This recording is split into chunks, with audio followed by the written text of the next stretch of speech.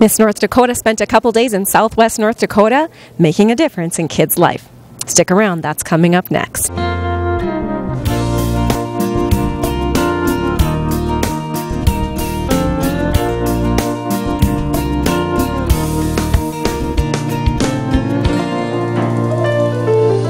How many tears have I shed upon my pillow just to weep and then crying through the night? How many dreams have I put into a jar and seen them pass away before my very eyes? How many times have I seen you and you don't even know that you're the reason I'm crying? How many reasons do you need before the teasing me is over and you're the one to cry? And I know I may be procrastinating, but the way that I was aching ain't it no lie. But now I know you're the reason I cry. Thank you for joining us for Stories from the Southwest. I'm Cebe Schneider. Diversity is all around us. We're also busy trying to catch up with the infrastructure changes and the different traffic and all the things that are changing in our community. We may not be taking the time to understand the diversity of the new culture we're becoming with all the new people who are coming here. Miss North Dakota took the time. On today's episode, we visit with her and we see how she talked to some students in our area and shared the message of diversity. My mom loves music. She loves all different kinds of music. And when I was growing up, Students in southwest North Dakota were lucky enough to have a visit from this year's Miss North Dakota, Rosie Sauvageau. Rosie came and shared her message of diversity with the students, and she also shared her beautiful musical talent with them. Rosie, how often do you travel to schools, or about how many schools have you been traveling to this year? Well, I travel all around North Dakota, and so far I've even probably been to about, I would say, 65 different schools and spoken to over 25,000 students. So it's been a really busy, jam-packed year, but it's been so much fun to see every single corner of North Dakota. That is exciting. Have you been in the pageant system for a long time, or was this just a surprise win fluke deal for you? Well, I actually competed in the Miss North Dakota Scholarship Organization 3 times, but the first year I competed was my graduating year of college, so kind of a late start, I guess, to the pageant world. But I decided to join because it was a good scholarship opportunity. It was about academics and then about service and about being able to spread your message around your state. Yes. And so this year you were crowned Miss North Dakota, and Miss North Dakota pageant is preliminary to the Miss America pageant. So you competed as our champion for our state in the Miss America pageant, and how did that go for you? Well, it was a really fun experience. I was really grateful in that I won the talent award the night that I did talent, which was really awesome. It was a really good scholarship opportunity and also fun to perform on a stage as big as the Miss America stage. But I also came away with a few good friends from it. One of my really good friends was Miss Michigan. She was my roommate the entire week, and I've talked to her every single day since we've been back. That's awesome. It's wonderful to be in, have an experience where you also gain a lifelong friend from it. Mm-hmm. So getting back to that talent, that's a big deal, because in these pageants, before you even get to be Miss North Dakota, there's first on a local level, there's a pageant, and then all the local levels in the state go to the state pageant, and then they choose and crown a queen for that state, and then the state winners go to Miss America. So by the time you get to Miss America, you're competing against young women who have competed against hundreds of other, so when you're getting a talent scholarship, you have really shown superiority in that area, because there have been thousands of other young women who have competed in that same category. So that is awesome. Good for you. Amazing. Thank you. You're welcome. And you have a great story. Really enjoyed it. Your family, your message is diversity. And why is that such a passion for you? Well, in my family growing up, I was adopted, and so my younger sister and I are both adopted, born in Texas, and I have a brother who is my parents' biological child, who is not adopted. So there's a lot of diversity in my immediate family, and I just felt like it was so important to talk about this to children at a young age, but as well as adults, because it's all about acceptance and talking about what makes us different and celebrating our differences. And I just wish that when I was younger, someone would have told me that outside of my mother, who would tell me, the best thing ever. And I just think that I don't know if I would believe it as much coming from my mom as coming from an outside source. So I try to be that person maybe for somebody else. How are you received? Do you feel like the students are getting follow-up letters or hearing from school administration, or do you feel like the message is being heard? Tell us about that. I think it's been really interesting because it is such a go year. So I literally am in a school for about 40 minutes time trying to deliver this large message of diversity and try and get as deep as I can in that 40 minutes and answer as many questions as I can. But at the same time, it is only 40 minutes. So I feel like a lot of the administrators have messaged me and said, thank you for your message. We've noticed that in such and such class, there's been a little bit more respect. People have been sharing their story a little bit more and being a little bit more celebratory about their diversity and their differences. So that's always really rewarding, and maybe even a little selfishly rewarding for me, just to know that, the message that I have and kind of the things that I went through hopefully will help somebody going forward in the future. Good point. I was interested, and I haven't, it's been a few years since I've seen a queen performing, but I was surprised you did not have your crown and sash, and I know you don't wear them to bed or walk around everywhere, but a lot of times the young gals perform in them. Right. Is that something you're moving away from? I think it's just each personal preference. Truth be told, the reason I don't wear my crown when I perform is because I have a guitar strap that always gets stuck on it. So it's a little bit easier for me not to wear my crown. And I just think I want to be as relatable, and I don't want there to be any sort of barrier in between me and the kids. And I want them to feel comfortable to approach me and come talk to me afterwards. Not that you aren't approachable if you are in a crown and sash, but I know that when I was younger, I would have been really intimidated by that almost. So I just try to, that's just my personality. And so it's different for each person. I don't know that they're going away from it, but I've just kind of opted to just wear my regular clothes. Mm-hmm. Well, and the guitar thing makes a big that's another thing. Right. Yeah, yes, that's really important. Yeah. Sure.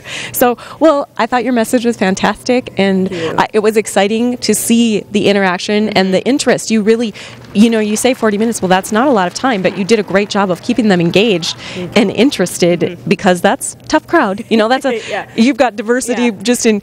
You go from a kindergarten or first grader to a sixth grader. It's a wide range of an age for sure. Mm-hmm. You did a great job, and I think the kids were really blessed to have you here. So thank you. Thank you very much for having me.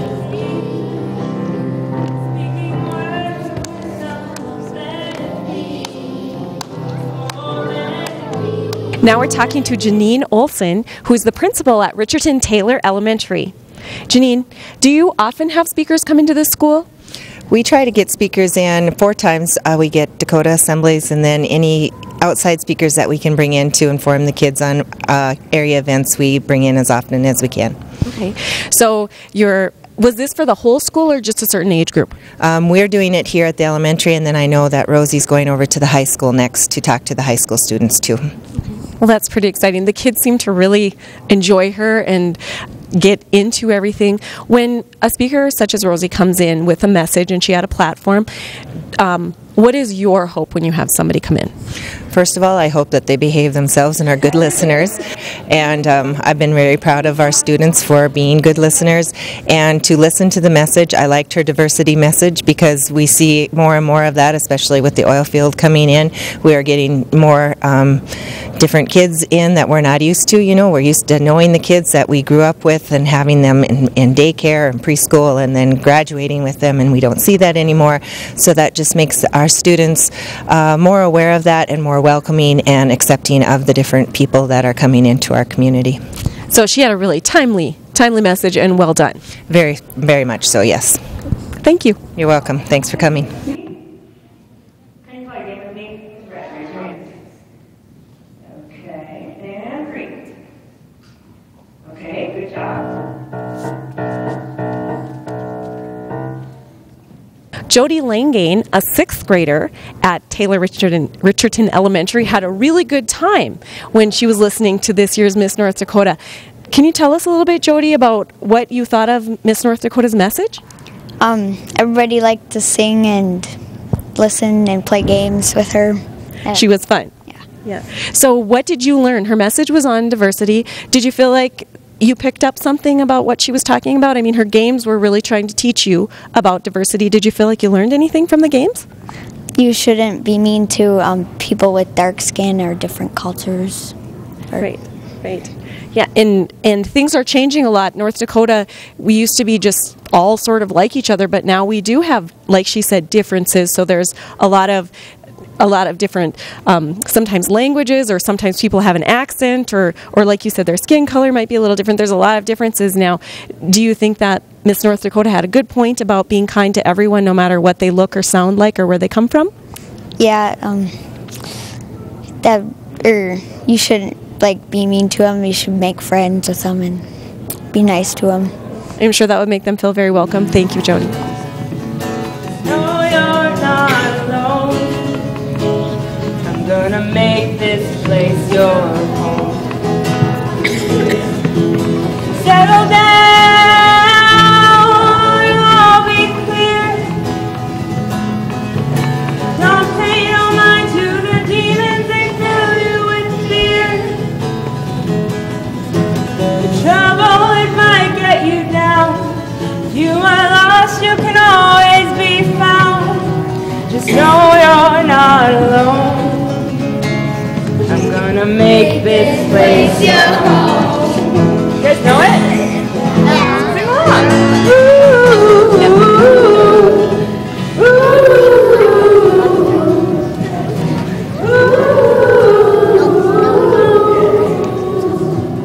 Ashton Hoff is a 4th grader at Taylor Richardton Elementary, and Ashton is excited about what he learned from Miss North Dakota and also hopeful that the other kids picked up on her message. Ashton, what was your favorite thing about Rosie's performance? That she likes the music. Do you like music also? Definitely. Definitely. So that really touched base with you. What do you think that she was saying to you kids that you hope gets shared? That you should be respectful of everyone, no matter what they look like. Yeah, and it sounds like she has a really interesting history with her family and with her experiences, so she knows a lot about diversity. And you're learning about diversity now, too, because your school and the friends who are coming here are changing? Yeah. So what message, if you could say to the other kids, let's make sure we do this, because we learned that today, what would you tell everybody to do? That you should look at someone and not judge them by the way they look. Hey, that's a good one. Good job. Thanks for your time. Well, we could have like joint birthday party, like everything's in January, so just around January, to do that. Not at all. What's your name? Canvas. And look around. Okay, I think I know who in that round. All right. And bringing a speaker such as Miss North Dakota to our communities means a little bit of planning and preparation. So I have with me Bill Guion from the Mott Region School District and Lions, who had a lot to do with getting Rosie here. Bill, what part did you play in getting Rosie, Miss North Dakota, to come here? Well, as chairman of the Mott Region School Board, I got the initial invitation from Miss North Dakota, just as all the other school districts in the state. And I was very interested in her diversity message, because I think that's what we face here in Southwest North Dakota, is all this potpourri of people that are coming in and all the different cultures. And then I'm also an officer with the Regent Lions, so we just kind of melded the two together. And then we thought we would bring Rosie in for an evening performance, but she comes all the way from Fargo. So then I started thinking about, what we could do within our schools locally. And so we hooked up with Richardton Taylor and Mott Regent and Glenall and Hebron. So she's going to get to see a lot of kids in the process too. And then this evening in Mott, she has her public performance, but the rest of them are targeted in the schools. And you said the diversity message was a big deal to you because our communities are changing very much, and it's wise that we are getting in front of it, getting ahead of it before it changes, and then we're behind it. So that's smart thinking on your part. Well, thank you. I also just thought it would be exciting to have our own Miss North Dakota in the area, and I know she's excited to be here. And in addition to the schools, this afternoon she's actually going to make a public appearance at the nursing home in Mott.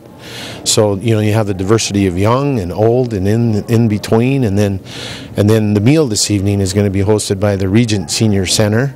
So the seniors in Region are all excited because Miss North Dakota is coming to their house, and it's just a really good opportunity to let her have the ability to get out in the countryside and give this important message. I mean, it's so critical, and she's very good at it. She really is. I was impressed with how well-spoken she is, how relatable she is with all age groups, and I was pleased. I think sometimes there's a thought in the pageant system that these young women are kind of fluffy-headed beauty queens, and she's certainly beautiful, but as she pointed out, this is a scholarship pageant, and she's very intelligent, and she has multiple degrees, and she was really lovely across the board, not just in appearance, but in her presentation. So I thought the kids, they were very receptive to her message. Yeah, she's a natural, I think, at engaging people. And then, you know, with her message, she brings experience. When she talks about the diversity of being adopted and being in a family, that's a mix of culture. And, I mean, you know she's speaking from the heart. And then, if nothing else, she's just an awesome musician. Wow, that piano really came to life. So it's fun. It's just fun, you know. And I think it's a way that you can expose people to ideas in a very non-confrontational way, and maybe the kids and the adults, we can look at each other a little more understanding, you know, because there are a lot of differences, right, whether it's language or looks or apparel. You know? Well, certainly, and it's, you know, for a long time in our state and in our southwest area, we've been homogenous, and we've been, you know, we do things the way we do it. We're from North Dakota. Yeah. So now things are changing, and it's great, as we visited about before, to be ahead of that and to help be a paradigm shifter and to get the right messages out there so that people can look at things in a more open way, so they can be fair to themselves and to others, and we can all get a little bit of relief and not have so much anxiety about all these changes that are kind of coming fast for all of us. So it's big changes. You thinking that?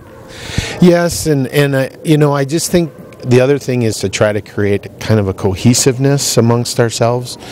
You know, as we grow, that doesn't mean we still can't know one another. And I personally just want to thank the administrators from the respective schools and the nursing home. I mean, everyone I approached was very welcoming. You know, they were like, oh, what a great idea, you know. And basically the Regent Lions is coordinating it, but the school districts are paying for it. But by working together and collaborating, we're able to do something pretty awesome. And I know Miss North Dakota, Rosie, she's just thrilled to be here, and she's going to do an awesome job. She is, and she already started doing an awesome job this morning with our Taylor Richardton group. And you know, when you say that they were just so welcoming and on board, that's another thing. We may be slow to change in North Dakota, but when there's an opportunity in front of us, we all get on board and do everything together that we can to make it happen. So I'm not surprised to hear your communities that you're working with have been awesome to work with. Well, the thing about change is that if you do nothing, things change. You don't think it's changing, but all of a sudden you're older, or, you know, something that was the way it was isn't that way anymore. The challenge is to choose change, you know, to embrace it, and that's not easy. And certainly as I get older, it gets more difficult. But I have no idea what you're talking about at all. I'm not getting any older. So. When you have someone like Rosie come in, I think it's just refreshing. It helps you understand that there's goodness in change. You know, there's opportunity. I've learned in my years that in every opportunity there's adversity, but in every adversity there's opportunity. It's all in how we want to view it. So, you know, the growth in Western North Dakota is a great thing. There's good paying jobs, there's money for education, there's all these things. One of the challenges we have is getting us to look at each other. Like in her program, she had the purple eyes, you know. Right. Well, if they have purple eyes, still talk to them. Yeah. They might still be okay. Yeah. Or maybe they don't like all our brown eyes. Hazel, what we all have. And you're right. I mean, traditionally, I think North Dakota has always been very welcoming. We pride ourselves in our tradition, but I think we're also progressive. I think when we see the light go on, we know it's on for a reason, and I'm hoping that's what this is going to do. It's just going to get everybody to take notice of each other and appreciate our differences. Well, thanks for your efforts in bringing her well, here. You're most welcome.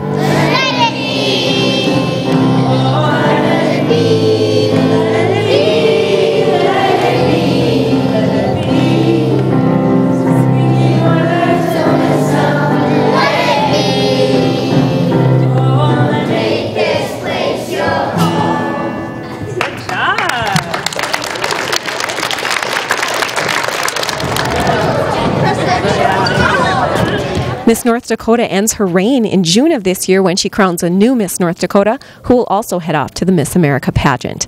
Thanks for joining us for Stories from the Southwest. We'll see you next time.